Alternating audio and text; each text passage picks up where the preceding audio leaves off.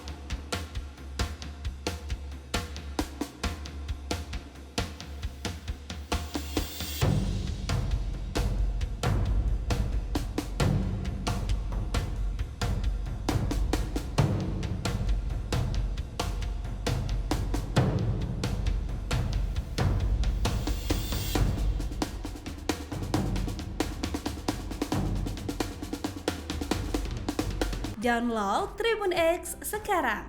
Menghadirkan lokal menjadi Indonesia.